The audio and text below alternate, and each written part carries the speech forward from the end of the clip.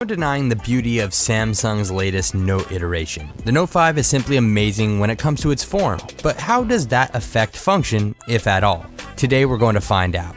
The Galaxy Note 5 was unveiled and released within about a week, and it seems to be the talk of the town in the mobile tech space, both good and bad. Samsung's previous iterations of the Note's design have been more evolutionary than revolutionary, but this year that all changed. We now have a device that's built from metal and glass, much like its smaller brother, the Galaxy S6, and it may prove to be quite fragile if you drop it, but damn does it feel good in your hand. Most of this design language is old news in terms of Samsung's smartphone releases, but there are a few key changes to point out.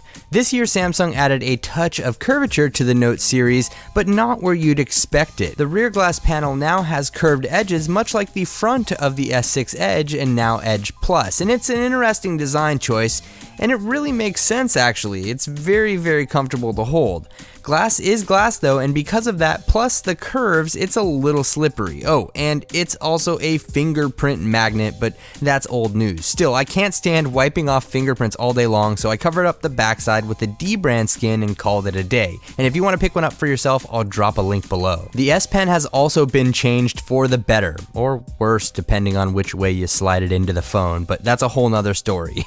The S Pen sits nearly flush with the bottom of the device and can be removed from its silo with a simple press or click on its top end. It's certainly a very satisfying click and something that can be somewhat habit forming if you're into that kind of thing. But more important than the things being added with this fresh design, there are a few important things that were laid to rest. First up, say goodbye to your precious IR blaster because it's gone. There's also no replacing the 3000 milliamp hour battery inside or expanding the storage via micro SD card because, well, everything here is basically taped together with some very strong adhesive. Yes, I agree this sucks, but complaining about it won't bring it back. I mean, it is what it is, like it or not. At the end of the day, Samsung has built a very pretty phone. Solid frame, slick curves, glass walls, and basically a notified Galaxy S6, and I'm okay with that for now. If you're not, I'm sure there are some pretty good deals going on with the Galaxy Note 4 right now, and well, I will link some below for you if you're interested. Around the front side, we have a beautiful 5.7-inch QHD Super AMOLED display. Hands down, this is the best looking screen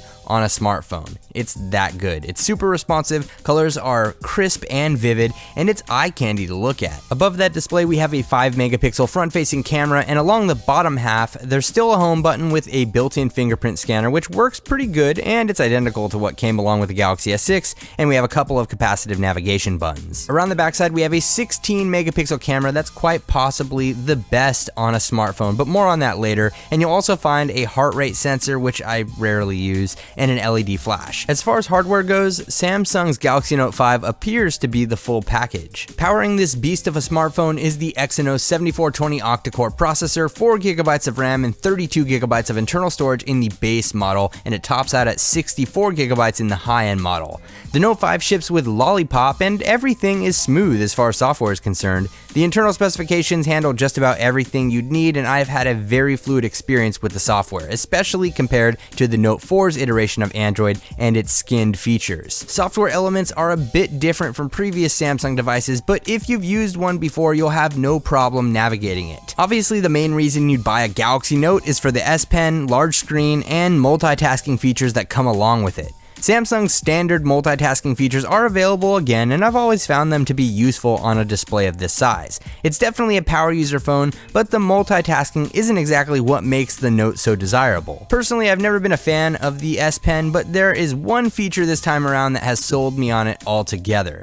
Samsung has implemented a new screen off memo software feature that will allow you to quickly take notes even without unlocking the device. It's a major win in my opinion, and I've been using the S Pen more than ever because of it. It's like the simplest form of writing down a note. Just pull out the pen, write a note, put it back in, you're done. I love it. Along with that, you have the ability to take stupid long screenshots using scroll capture. Instead of taking multiple screenshots to capture a long web page or document, the Note 5 can automatically stitch together a grouping of them.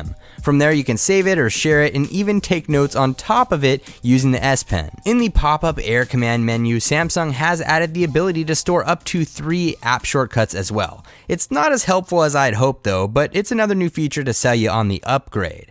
I just prefer to tap the app on my home screen instead of pulling out the S Pen to launch it, but it's helpful if you keep any pen-related apps there for easy access, I guess. As for camera performance, this thing is a boss all around. It's safe to say that at this very moment in time, Samsung has the best camera on a smartphone, hands down. The camera app launches almost instantly simply by double pressing the home button, and picture taking is super fast. It really makes everything easy to do. You get the shot you wanted the first time. This 16 megapixel shooter with optical image stabilization works wonders in the photography department. Pictures are stunning and low light performance is at its best. This sensor may be the same when compared to the Galaxy S6's camera, but with enhanced stabilization across the board here, there's no stopping this beast. I've put together a full gallery of photos taken with the Galaxy Note 5, and if you're interested in checking it out and analyzing them for yourself, I will leave a link below for you. Words do it no justice. You really have to see it for yourself. Along with crispy photos, we also have video recording up to UHD resolution, and the optical image stabilization keeps everything smooth in this department as well.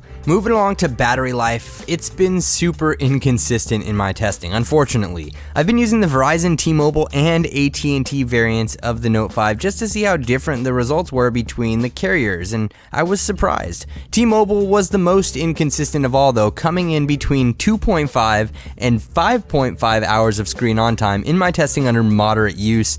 I just had really mixed results.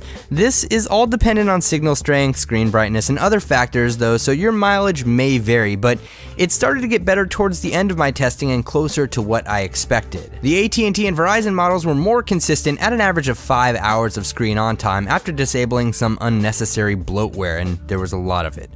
Keep in mind though, these are averages, so some days were definitely better than others. The good news is the Galaxy Note 5 charges up quickly with fast charging and even wireless charging, which has gotten faster, and it'll fill up the device from 0 to 100 in only 120 minutes. So what's the end result here? Well, I'm not a huge fan of the fragile glass and metal design, but I'd be lying if I said it didn't look good. This is one of Samsung's best smartphones, as it should be, duh. Sadly, Samsung has alienated some of its power users by sealing up the battery and removing SD card expansion in favor of that fragile design.